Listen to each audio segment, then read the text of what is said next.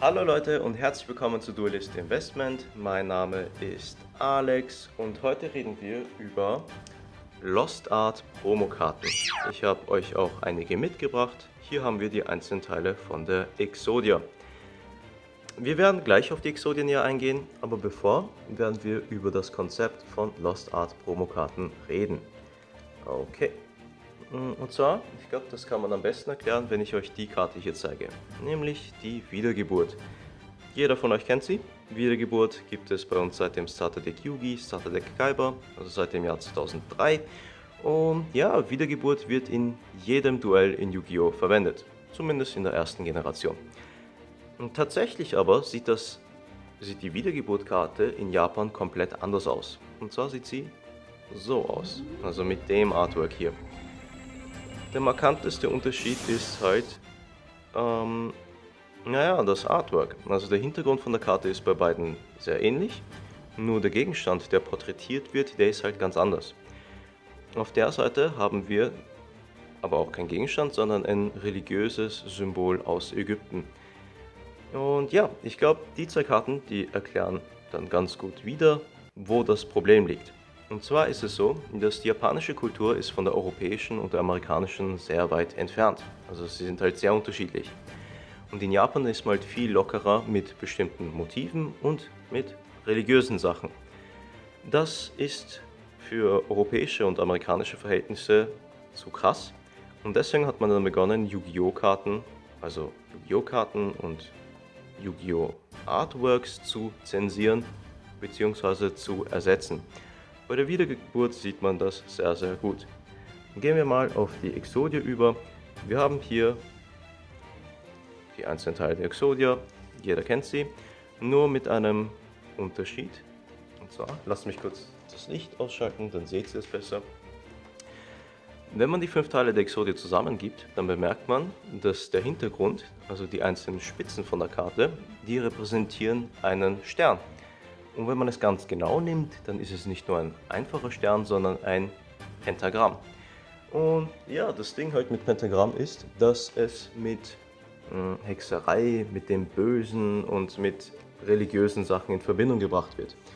Und das wollte man eben nicht, dass die Kinder und Jugendlichen halt mit solchen Motiven halt aufwachsen. Deswegen hat man bei uns die Exodia halt zensiert. Und bei unserer Exodia war es so, dass sie anstelle der Zacken haben sie das hier benutzt, nämlich den faszinierenden Kreis.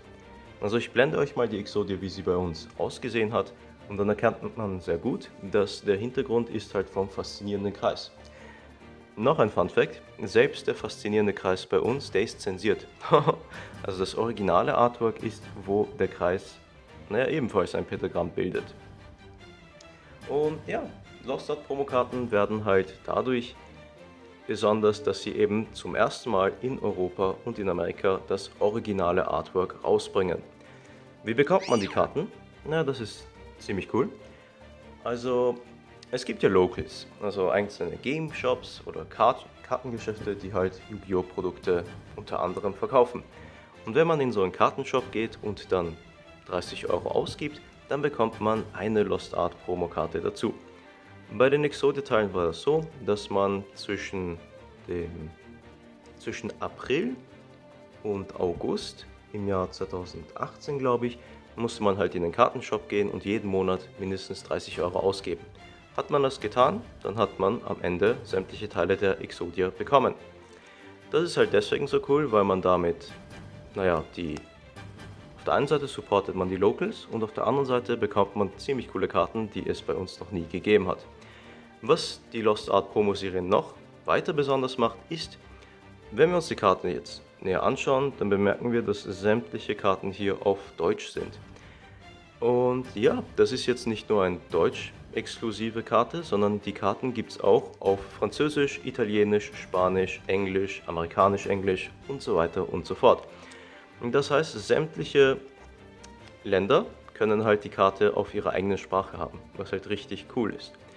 Und wie ihr auch sicherlich bemerkt habt, sind Lost Art Promokarten auch noch versiegelt.